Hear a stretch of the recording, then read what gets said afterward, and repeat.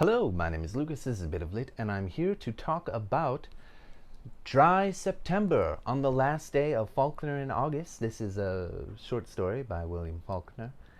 I had been hoping to read a different story, but I didn't have it in my short story collection of William Faulkner in my collection on my Kindle, so what are you going to do? Nothing to do, I suppose. This is a short story told from five perspectives, told in five parts from different perspectives, about the mob mentality that led to the lynching of a black man. And there's construction going on. Maybe you can hear it, maybe not. I have the microphone on.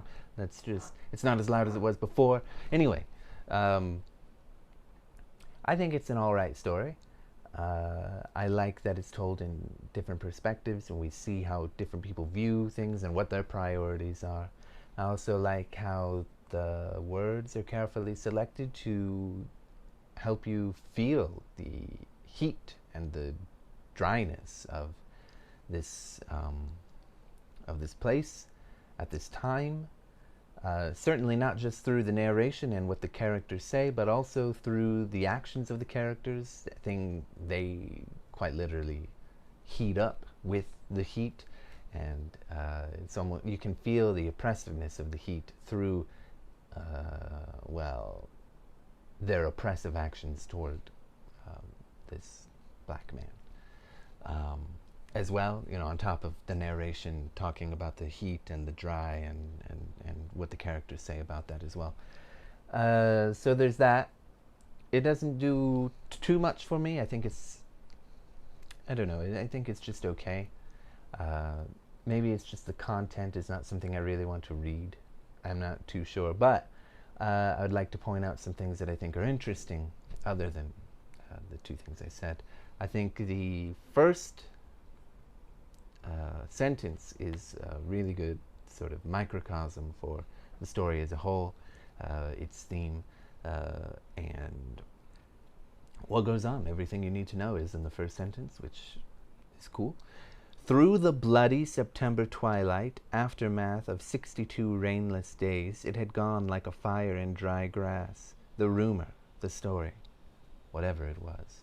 And I think, yeah, each word is carefully selected. Bloody, of course, has certain implications for what does it mean to be a bloody September twilight? Well, we do find out what bloody might mean. And, we can understand that it's incredibly dry. And if it's dry, it's probably extremely hot from the rainless days. And, of course, the fire and the dry grass, again, we understand it's so dry that the grass is dry as well, right? And then, of course, the rumor, the story, the reason that these men act is out of revenge for something that they heard. Just a rumor, a story, whatever it was, they're not entirely sure. They just know what they've heard. They don't know what's really happened. Certainly we see a character that wants to know all the facts before taking any action. He's not exactly innocent either. We see him, try to corral the herd of this violent mob, but then, in a sense, he breaks in, and when they go find this guy, he also takes a shot at him. The woman in question, there's a lot of stories about her. Certainly that people are hearing. Nobody really knows, right? Like I said. And there's some interesting quibbles that some of the characters have. In the first section, there's, I think the leader is talking to this barber who's the one trying to calm things down. And he seems to think that because the barber doesn't immediately believe this story about this woman who has an interesting case in her own way of her standing in I think with her character there's an issue of class going on there, which we'll get to in a second. And there are some implications that whatever may have actually happened was just made up, and possibly because of the position that this woman is in, or possibly some other things. Possibly, there's lots of questions and things to pull from, and a little bit of depth here and there for the characters, just enough to keep it interesting. I think. It's a short story.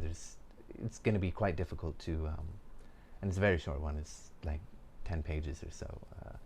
Not impossible to fully realize characters, but you're quite limited what you can do. So I think that's kind of what doesn't totally work for me and makes me think it's fine.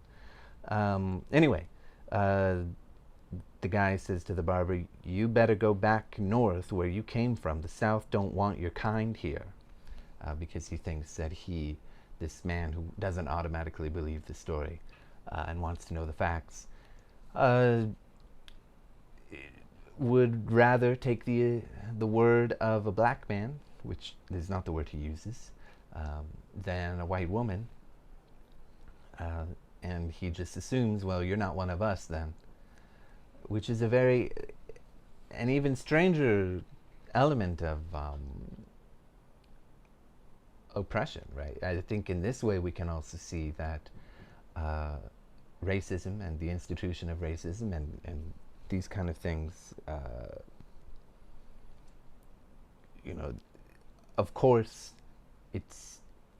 we can see from the story, most harmful to the victims, the victim in this story, right, and people like him. But if you don't fall in line, right, if you're not going to follow the status quo as we want it to be here in the South, you northern boy, then you can get out. Anyway, it's harmful for everyone is what I'm trying to say. It oppresses everybody, certain people much, much more and worse, and in scary, horrifying, terrible ways, but there's still an element that you better follow along. Anyway, the barber says something interesting. North what? The second said. I was born and raised in this town. He is one of them.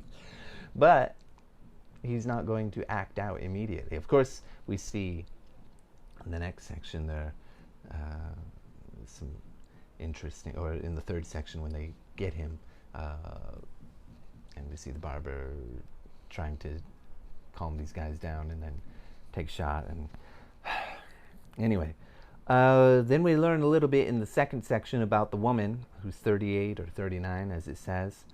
And I just want to read this paragraph, and I think we can get to understand a little bit more about her. She was of comfortable people, not the best in Jefferson, but good people enough, and she was still on the slender side of ordinary looking, with a bright family, haggard manner and dress.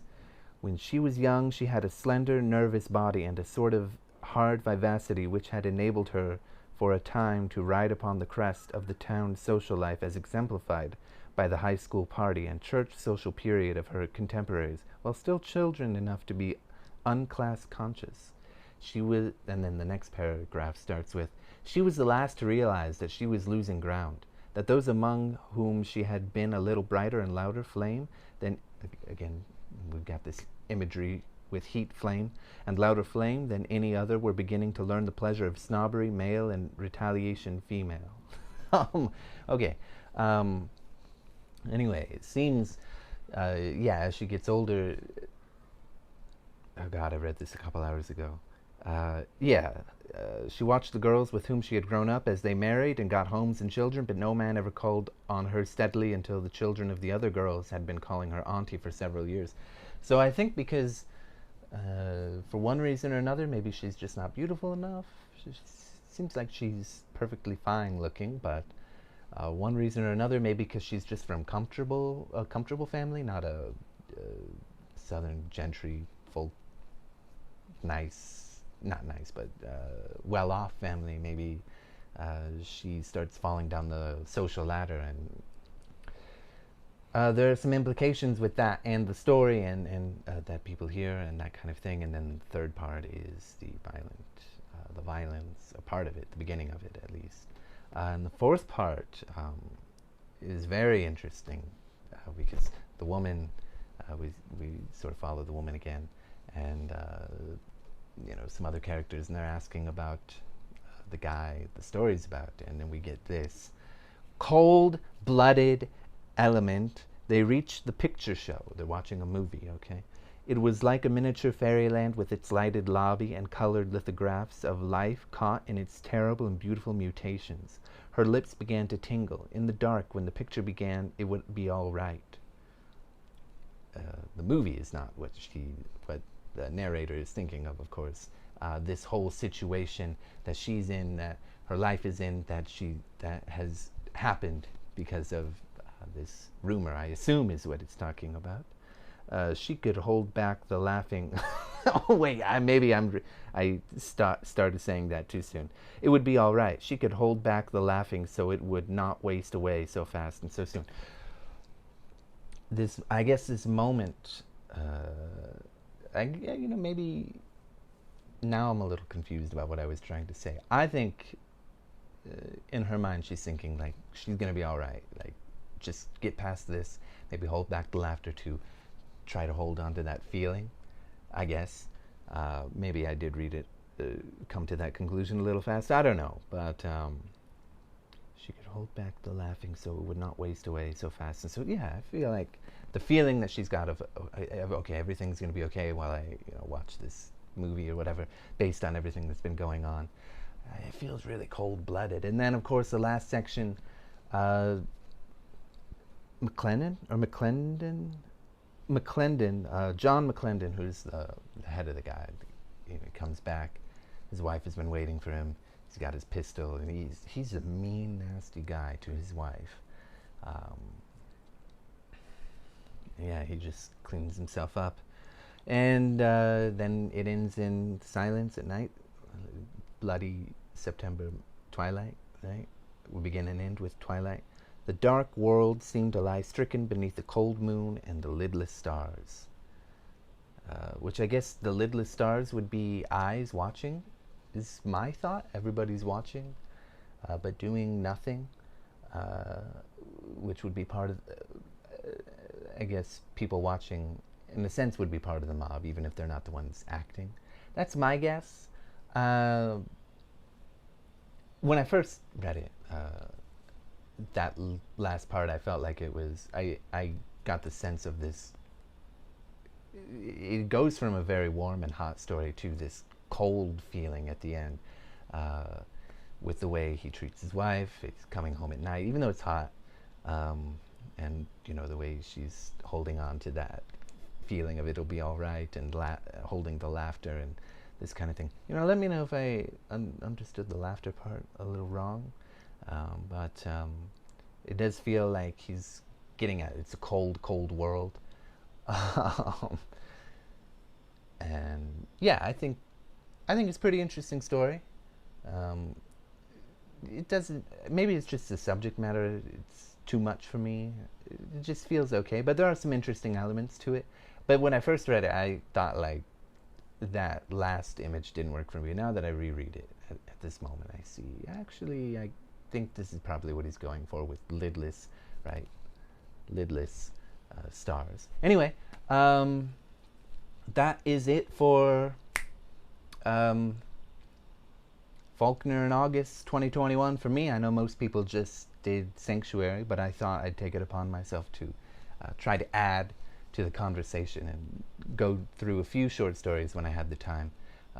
Hopefully, I feel like this is the best discussion I've had. The other ones, I kind of just ramble without actually talking too much about the story itself. But yeah,